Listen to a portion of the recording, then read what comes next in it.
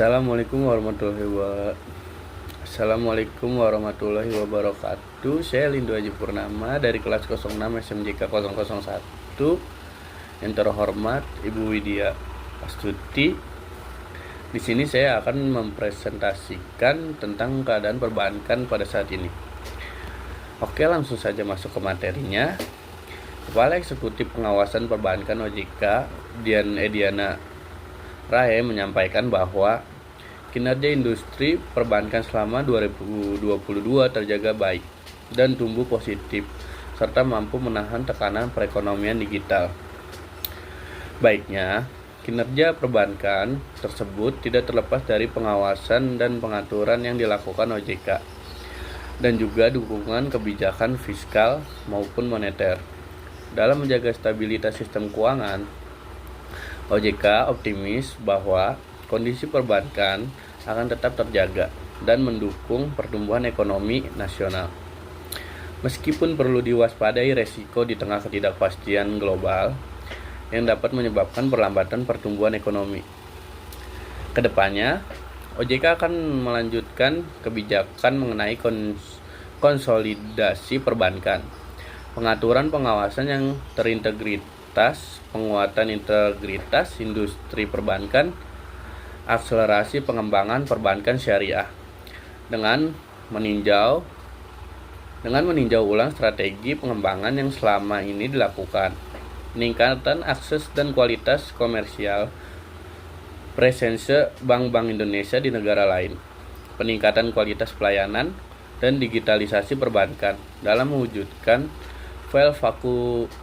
functioning banking, sistem yang berkontribusi terhadap perekonomian nasional.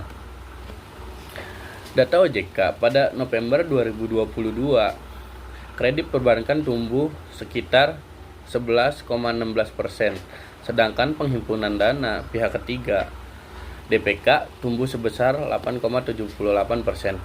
Tingkat pertumbuhan kredit dan DPK tersebut telah mencatatkan tingkat pertumbuhan yang melebihi level pra-pandemi COVID-19 dengan indikator risiko perbankan yang terjaga.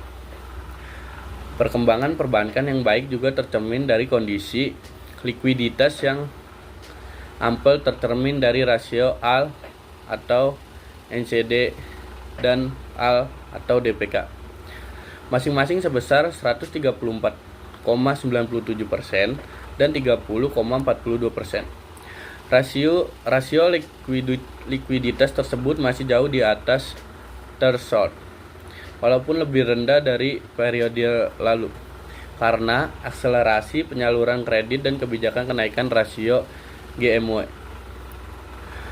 Permodalan bank juga tergolong kuat dan diyakini mampu menyerap risiko yang dihadapi dengan CAR sebesar 25,49%. Risiko kredit cenderung menurun, tercermin dari rasio NPL, baik gross dan net masing-masing sebesar 2,65% dan 0,75%. Sementara itu, loan at risk sebesar 15,12%. Penurunan risiko tersebut antara lain disebabkan membaiknya kualitas kredit yang distrukturisasi dampak COVID-19. Capaian tersebut tidak terlepas dari kebijakan OJK kepada industri perbankan dan pelaku usaha, antara lain perpanjangan rekonstruksi kredit dan beberapa kebijakan lain dalam upaya menghadapi dampak penyebaran COVID-19. Program percepatan kendaraan bermotor listrik berbasis baterai KBLBB serta relaksasi strukturisasi kredit terhadap debitur yang terkena dampak wabah penyakit mulut dan kuku.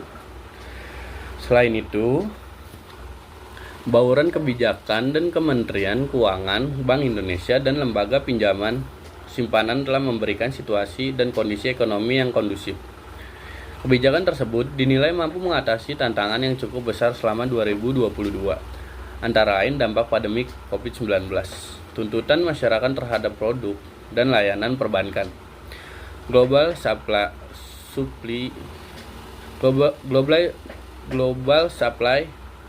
disruption, kenaikan suku bunga global, serta capital outflow. Meski stabilitas sistem keuangan saat ini terjaga baik, namun perlu dicermati resiko di tengah ketidakpastian global yang dapat menyebabkan perlambatan pertumbuhan ekonomi. Beberapa resiko yang perlu diwaspadai perbankan antara lain carrying effect pandemi COVID-19, kenaikan yield surat berharga, potensi depresiasi rupiah, dan penurunan likuiditas.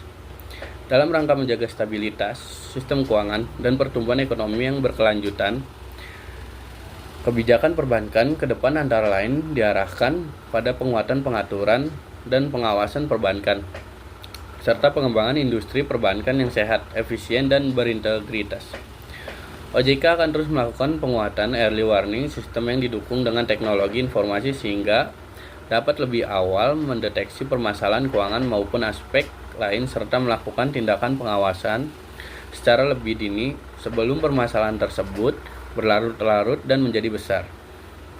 Sejalan dengan program tersebut, OJK melanjutkan konsolidasi perbankan terutama terhadap perbankan syariah, Bank Pembangunan Daerah, dan BPRS.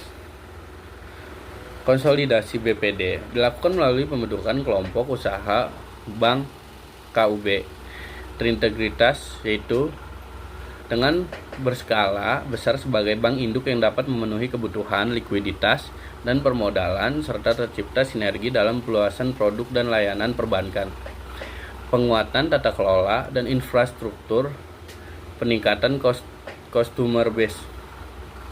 Sedangkan akselerasi konsolidasi BPR dilakukan melalui skema penggabungan usaha, membentuk holding terhadap BPR dengan kepemilikan yang sama, pembentukan ansor bank bagi BPR milik Pemda, dorongan kepada pemilik untuk melakukan self liquidation dalam hal tidak mampu mengembangkan BPR, dan implementasi exit policy.